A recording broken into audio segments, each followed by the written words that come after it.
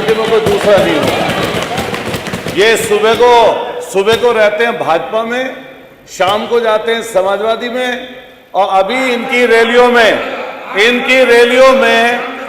अरे सुन लो, हमारा टाइम नहीं कम होगा, ध्यान रखना।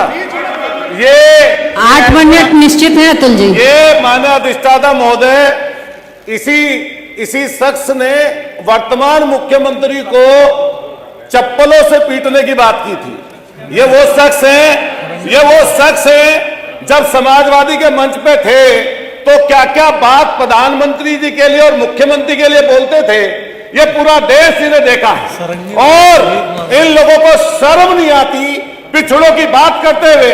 ये वो पिछड़े लोग हैं जो पिछड़ों की बात करते हैं ये जो भाषा है आप बोल रहे हैं, का काम करते हैं। इसको निकाल दिया जाए। हमारे नेता के तरीका नहीं है माननीय। आप इस तरह की भाषा कृपया करके विधानसभा में इस्तेमाल ना करें, और जो भी आपत्तिजनक शब्द अतुल प्रधान जी द्वारा महिला सशक्तिकरण विषय जी सशक्तिकरण विषय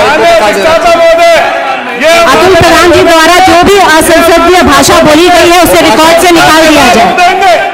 मैं समाजवादी पार्टी के साथियों से कहना चाहती हूँ कि हम टॉपिक पर रहें। ये भाषा ये निकाल दे माननीय जी, मैंने बोल दिया है। निकाल दे। या तो अतुल प्रधान जी बोलेंगे या तो आप सब लोग बोलेंगे, ऐसे नहीं विधानसभा चलेगी। अरे मैं अतुल जी सक्षम है अपनी बात रखने के लिए, अगर वो असक्षम है तो आप जवाब दे दीजिए उनकी जगह। महोदय बैठे, माननीय अधिष्ठाता महोदय, इससे पहले एक और मंत्री जी बोल के गए, नंगा शब्द बोलेंगे, रेप बोलेंगे, अपने आप धर्मात्मा बनेंगे और सबसे लूट मचाएंगे। इनके डिपार्टमेंट में खुली लूट मची हुई है, उसके बारे में गुणगान करेंगे नहीं। जेई से लेकर एएमए से लेकर बाबू से लेकर ये पैसा खाएंगे और दूसरे का अपमान करेंगे। और अतुल जी मुझे लगता है कि जो सब्जेक्ट है वो महिला सशक्तिकरण का। ये इनसे महिला विषय पर बोले, विषय हमने फिर कहा कि महिला सशक्तिकरण पे बोले, महिला सशक्तिकरण पे बोले। अगर महिला सशक्तिकरण पे आपके पास बोलने को कुछ है अतुल जी तब आप बोलें, अन्यथा अगर ओम प्रकाश जी पर ही आप बोलना चाहते हैं तो किसी और दिन डिबेट कर लेंगे। आज सिर्फ महिला की बात होनी चाहिए। आप आ जाए, नहीं तो मुझे लगता है मुझे दूसरे किसी को बुलाना पड़ेगा। ये मत कहिए दूसरे को बुलाना पड़ेगा, ये मत कहिए, क्योंकि पहले वो बोल चुके हैं अफसर। मैं मान्यवर अधिष्ठाता महोदय, महिलाओं के सम्मान में नारी मां है, नारी बहन भी है, नारी घर को चलाने वाली गृहिणी भी है। और हम लोग जब नारी बंधन की बात करते हैं, खास तौर से भाजपा की तरफ से सुनते हैं, तो इन लोगों ने तो ऐसा कर रखा है कि जो महिला पिछले 35 साल से इंसाफ मांग रही हैं, उन्हें आज तक इंसाफ ही नहीं मिल पाया। गुजरात से लेकर जगह जगह घूमती है हमारी माता समान, प्रधान सेवक के घर से, परिवार से, उन्हें आज तक सम्मान नहीं दे पाए।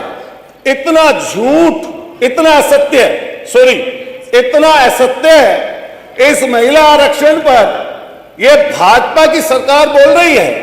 2023 में आप महिला आरक्षण बिल लेके आए, समाजवादी पार्टी सहित पूरी विपक्षी दलों ने भारतीय जनता पार्टी की सरकार का समर्थन किया और कहा कि महिला आरक्षण पर 33% आरक्षण का हम सब समर्थन करते हैं। और 19 सितंबर 2027 में उसका समर्थन कर दिया, वो बिल पास हो गया।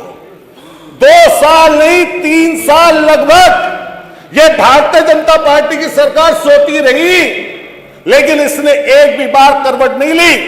लेकिन जैसे ही पश्चिम बंगाल में चुनाव आया तो इनको याद आया कि महिला आरक्षण के नाम पर 2-2 तीर, एक तीर से 3-3 निशाने लगा लो।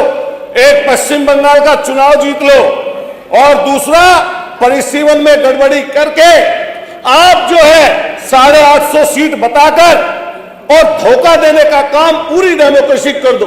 ये पूरा भूगोल बदलना चाहते थे मान्यवर, और इनको पता था कि 2/3 बहुमत के बिना ये उस बिल को पास नहीं कर सकते। लेकिन पूरे देश की आंखों में धूल झोंकने का काम भारतीय जनता पार्टी की सरकार ने किया।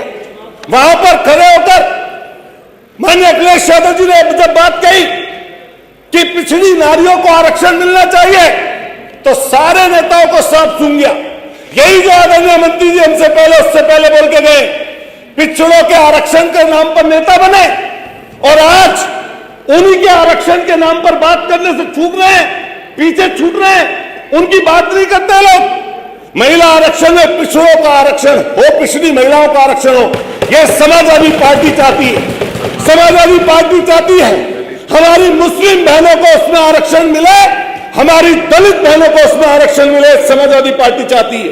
और हम फिर ये बता दें कि आपके जो मंसूबे ये सब समझ गए हैं। ये जो सैर सपाटा है, इस सैर सपाटे में जहां पश्चिम बंगाल में फुटबॉल खेल रहे हैं, ये जानमुड़ी की बात कर रहे थे, जानमुड़ी की, ये 10 रुपए वाली चीज पहली बार खरीदी है, वरना सब कुछ बेचा ही बेचा तो है। पोर्ट बेच दिए, एयरपोर्ट बेच दिए, बीएसएनएल को लाइन में लगा रखा है, रेलवे को लाइन में लगा रखा है, सबको बर्बाद करने पर तुले में, और बात करते हैं आरक्षण की। और ये वो लोग महिला आरक्षण की बात कर रहे हैं जिनकी उत्पत्ति ऐसे संगठन से हुई, इनका मात्र संगठन आज तक एक नारी को अपने संगठन में जगह नहीं दे पाया, वो उसकी बात करते हैं। आज तक उसमें यह चीज चलती है इनके मात्र संगठन में कि जो शादी नहीं करेगा उसको ज्यादा लंबा प्रचार तंत्र देने का काम किया जाएगा। अरे बता दो कोई, जो संगठन आप दुनिया में सबसे बड़ा बताते हो उसमें एक कोई नारी हो तो उसका नाम कोई हमें भी बता दे भाई, उसकी बात करते हो आप लोग। और ये सारा का सारा एक चीज पर धरा रह गया। एप्स्टीन फाइल का नाम तो हम सब लोगों ने सुना है। उस एप्स्टीन फाइल के वो मंत्री आज भी मंत्री केंद्र में बैठे हैं, और इससे शर्म की क्या बात होगी कि पूरा नाम उनका आने के बाद में और देश के प्रधान सेवक का नाम उसमें आने के बाद में आज तक वो अपनी गद्दी पर बैठे हैं। इसको शेम करना चाहिए लोगों को। बात कर रहे थे, अभी चर्चा चल रही थी किस चीज की। हमने देखा जब पहलगांव हुआ, पहलगांव में हमारी बहन जो पहलगांव की जो वहां पर उनके पति शहीद हो गए, उसका अपमान किसने किया। और उस पहलगांव की जब यहां पर आपने पढ़ा पाकिस्तान से जो अमेरिका के कहने से पीछे हट गए, जिसमें कर्नल सोफिया जिसने देश का प्रतिनिधित्व करते हुए अपने मीडिया के सामने आई और सेना का मानव मनोबल बढ़ाया, उस कर्नल सोफिया का अपमान अगर किसी ने किया तो भारतीय जनता पार्टी के लोगों ने किया। आपको शर्म आनी चाहिए। यही जगह है और यही आपका उत्तर प्रदेश है जहां हाथरस में मनीषा वाल्मीकि, जहां उन्नाव में कुलदीप सेंगर, वहीं पर चिन्मयानंद, यहीं पर जो अभी विश्वकर्मा बेटी की बात कर रहे थे। शर्म आनी चाहिए ऐसे लोगों को जो उस बेटी की हत्या को आज अपना जस्टिफाई कर रहे हैं और सरकार को आगे बढ़ाने की बात कर रहे हैं। कंक्लूड करें। मानव पूरा समय जान दीजिए। हाँ, 20 सेकंड है, 20 सेकंड है, 20 सेकंड है। अतुल जी समय जा रहा है।